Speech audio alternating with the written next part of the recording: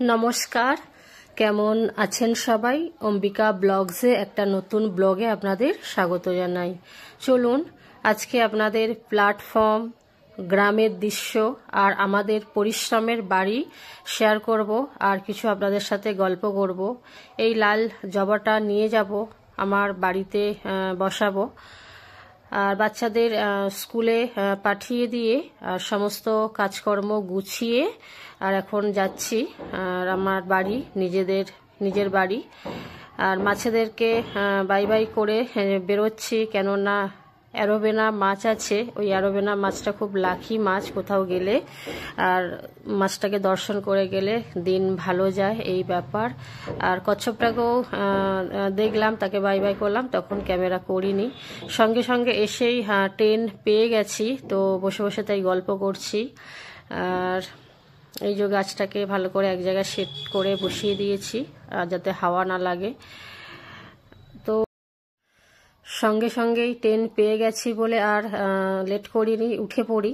তো উঠে দেখি এটা উলুবেড়িয়া পর্যন্তই লাস্ট স্টপেজ, মানে উলুবেড়িয়াতেই লাস্ট। তো অসুবিধা কিছু নেই, আর আমরা তো ওই দিকেরই মানুষ। আর ওর পরেই একটা টপিজের পরেই কুলগাছিয়া আমাদের বাড়ি। তো নামার সময় হয়ে গেছে, ওই জন্য নেমে পড়ছি। তো নেমে আবার একটু ওয়েট করতেও হবে না, সঙ্গে সঙ্গে আবার লোকাল ট্রেন চলে আসে, এই ব্যাপার। তো হাঁটা দিচ্ছি প্ল্যাটফর্মে।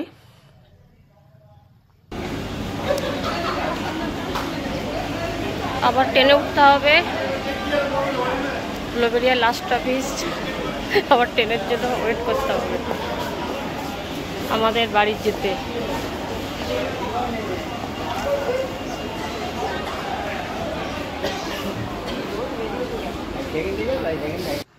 চলুন ছোট করে একটু গল্প করি প্ল্যাটফর্মের সম্বন্ধে। এই প্ল্যাটফর্ম প্রচুর টানে, 21 বছর ধরে এই প্ল্যাটফর্মে অনেক স্মৃতি জড়িয়ে আছে। ইন্ডিয়ার বিভিন্ন জায়গায় থেকেছি হাজব্যান্ডের সাথে। যখন এখান থেকে বসতাম ট্রেনে, হাওড়া যখন ছাড়তো, আত্মীয় পরিজনদের জন্য বুক ফেটে যেত, বুকে পাথর চাপা দিয়ে যেতে হতো। ওখান থেকে যখন আসার সময় হতো, ছুটি পেতাম, আসতাম, প্রচুর আনন্দ হতো। সবার সাথে দেখা হবে, আত্মীয় পরিজনদের সাথে। তো এখন এখানে আছি, খুব আনন্দ পাই। আর আবার যাবো। কোথায় যাচ্ছে? মানে ট্রেন প্রচুর টানে, হেঁটে হেঁটেই যাবে না, উঠলে হতো এই ট্রেনটা। এই ট্রেনটা উঠলে চলো, স্বপ্ন স্বপ্ন না, আর ঘুরতে যাবে না। কুলগাছিয়া নেমে এই যে টুপি পরলাম, চশমা পরলাম, এবার বাড়ি যাব। আমাদের বাড়ি কুলগাছিয়া। চলো, তোমার গাছগুলো নিয়েছো? আপনাদেরকে প্ল্যাটফর্ম সম্বন্ধে কিছু জানালাম, আমাদের স্মৃতিমাখা কিছু কথা। আর খুবই ভালো লাগে আমাদেরকেও। আর এই প্ল্যাটফর্মে আমাদের অনেক স্মৃতি জড়িয়ে আছে। যখন ট্রেন ক্যান্সেল হতো, রাত্রিরে থাকতে হতো প্ল্যাটফর্মে। ভোরে ট্রেন থাকতো, রাত্রিরে সন্ধ্যে চলে আসতে হতো বাড়ি থেকে, প্ল্যাটফর্মে রাত কাটাতে হয়েছে। তো খুবই মজার ব্যাপার। আর 21টা বছর এইভাবেই কাটিয়েছি। তো তাই খুব আমাদের খুশি লাগে প্ল্যাটফর্ম দেখলেই। লিভিং ক্রসিং পেরিয়ে আর এখন রোডে উঠেছি। আর এখানে একটা মন্দির, বড় বাবার মন্দির, তো দর্শন করলাম, প্রণাম করলাম। আর দেখুন ভিড়ভাট্টার রোড। এখন দেখুন টোটোর লাইন পুরো। আগে এত ছিল না, এখন তো টোটো চারিদিকে। শহরে তো এখন টোটো কাণ্ড। আর এই রোডটা ভিড়ভাট্টা থাকে, দু সাইডে বাজার বসে। আজকে একটু হালকা ভিড়টা লাগছে, কেন বলতে পারবো না। আর বাড়ির থেকে আজকে রান্না নিয়ে আসিনি, নালে আমি ওখান থেকেই, কলকাতা থেকেই রান্না নিয়ে চলে আসি। এখানে আর রান্না খুব একটা করি না। আজ খেয়ে এসেছি। আর দুপুরবেলা আবার বেরোবো, তো তখন কি আবার খিদে পেয়ে যাবে। তো হাজব্যান্ড বললো একটু মাছ নিয়ে নাও, আর একদম সিদ্ধ ভাত করে খেয়ে বেরিয়ে যাব, এই ব্যাপার। তো একটু মাছ নিলাম। এটা সুপার মার্কেটের ভেতরে ঢুকেছি। আর প্রচুর দোকানপাট আছে এই মার্কেটটার ভেতরে, আর প্রচুর ভিড় হয় বিকেলের দিকে, তো প্রচুর ভিড় হয় আর এখনো ভিড় থাকে। আজকে একটু হালকা আমার মনে হচ্ছে। আস্তে আস্তে বাড়ির দিকে যাচ্ছি, আনন্দে মন ভরে যাচ্ছে। মানে এই গ্রামের দৃশ্য আমার প্রচুর ভালো লাগে। আমিও তো গ্রামের মেয়ে, আর গ্রামে বড় হয়ে ওঠা, কত স্মৃতি, কত কিছু এই গ্রামের সাথে জড়িত। তো যতই শহরে থাকি, ইন্ডিয়ার বিভিন্ন প্রান্তে থাকি, ঘুরে এসেছি, তো এর একটা আলাদাই টান। আর যেখানে নিজে হাতে কষ্টের একটা বাড়ি তুমি নিজে হাতে করবে না, তো তার একটা টান আর একটা আলাদাই অনুভূতি থাকে। এই ব্যাপার। এখানে একটা নদী, আমরা এটাকে খাল বলি, মানে আমাদেরও বাপের বাড়ির ওইদিকে এরকমই খাল আছে, ছোট খাল বড় খাল বলি।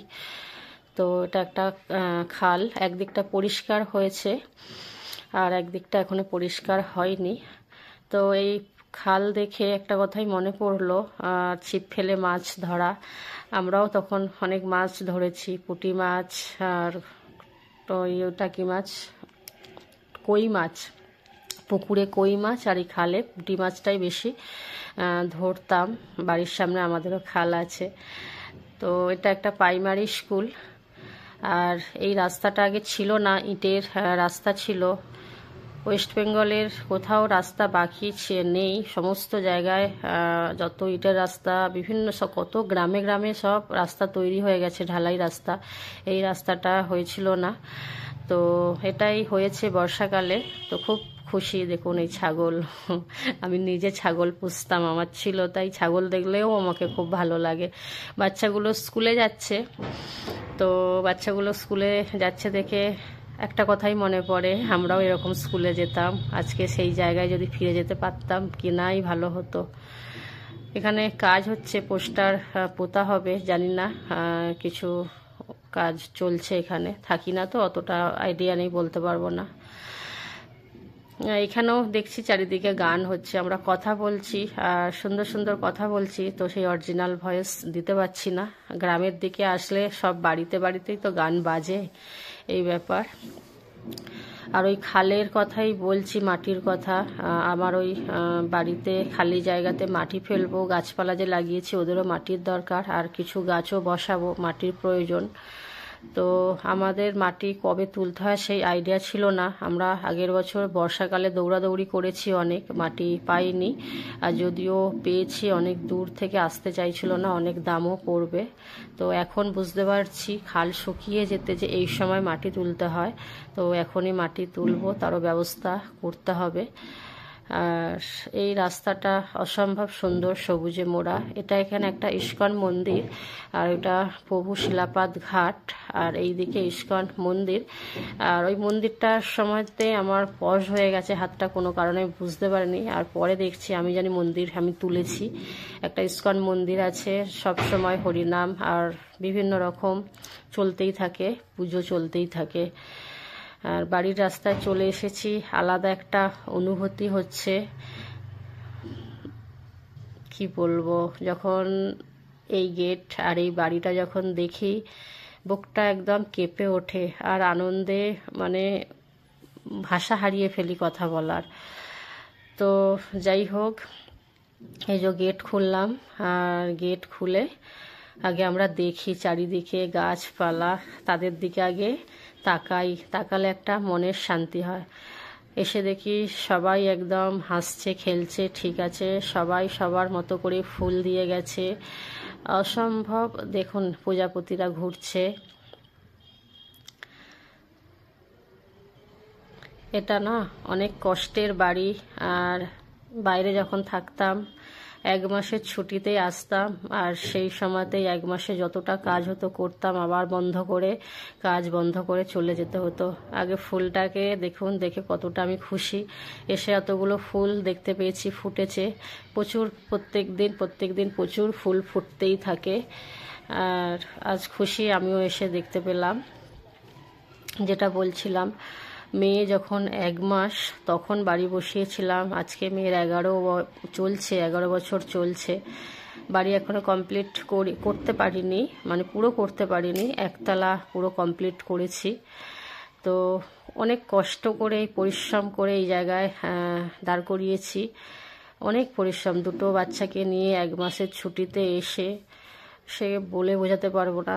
সেই পরিশ্রম করেছি, আজকে তার মানে বাড়িটা দেখলেই শান্তি পাই। ওইখানে শিম ফুল ফুটেছে, শিম গাছে ফুল ফুটে গেছে। তো শিম গাছের পরিচর্যা অন্য একদিন এসে করব, আজকে করব না। আর ওই গোলাপ গাছটা পুরো কাটিং করে দিয়েছিলাম। আমার হাজব্যান্ড আমার সাথে মানে কি বলবো, ওই বেড লাগিয়েছিল যে ওটা আর বেরোবে না, মরে যাবে। আমি তখন বললাম আমাকে কি দেবে, আমাকে বলেছিল 1 কোটি টাকা দেবো। তো 1 কোটি টাকার শর্ত হয়েছিল। তো জানি না আজকে এসে পাতাগুলো বেরিয়েছে, তো আমাকে 1 কোটি টাকা কোথার থেকে দেবে আমি বলতে পারবো না। আর এই যে মাছ নিয়ে এসেছি বাজার থেকে, তো সেই মাছগুলো এখন পরিষ্কার করতে বসেছি, পরিষ্কার করে কেটে নেবো। আর ওখানে কেটে দিল না, তো একটুখানি মস্তি মজা করে নিলাম, একটু গান করছিলাম, কিন্তু গানটা দিতে পারলাম না, সব আশেপাশে গানই বাজছে, সব কপিরাইট আসবে। তো এই ইলিশ মাছ ভাজা আর একটু সেদ্ধ কিছু রান্না করব, মানে মুগের ডাল দিয়ে বাসমতি চাল দিয়ে সেদ্ধ, আর এই মাছ ভাজা আর মাছের তেল দিয়ে খেয়ে আর বাড়ি চলে যাব। আর সময় নেই, আর যা নেওয়ার নিয়ে নিয়েছি। আজকে আপনাদের পুরোটা দেখাতে পারলাম না, আর বাচ্চারা স্কুলে আছে, তো চলে আসবে। আর এই যে আপনাদের রান্নাটা পুরোটা দেখাতে পারবো না। এই চিমনিটা ওপেন করে মাছগুলো ভেজে নিই, নুন হলুদ মাখিয়ে রেখেছি। আর এইগুলো সব ওই ভাইফোঁটারই বাসন বেরিয়েছে, আজকে গোছ করতে পারবো না, আর একদিন আসবো। রান্না করতে করতে এই সবুজ দেখতে খুবই ভালো লাগে। এখানে আরও গাছপালা লাগিয়ে দিতে হবে, মাটি আগে তুলি। মাছ ভাজা কমপ্লিট, মাছ ভেজে নিয়েছি, মাছের তেল বেরিয়েছে। আর আমরা এতটা খাবো না, মাছ ভাজার সঙ্গে নিয়ে নেবো ছেলে মেয়ের জন্য। আর এই যে মুগের ডাল দিয়ে বাসমতি চালের সেদ্ধ একদম তেল দিয়ে মাছ দিয়ে খাওয়া হয়ে যাবে। আর বেরিয়ে যাব, বাচ্চারা স্কুল থেকে আসার আগে আমরা পৌঁছে যাব। জাস্ট ঘন্টার জন্য, 1-2 ঘন্টার জন্যই গিয়েছিলাম। তো ভিডিওটা কেমন লাগলো, আর কমেন্ট, শেয়ার, লাইক, সাবস্ক্রাইব করবেন। সবাই ভালো থাকবেন, সুস্থ থাকবেন।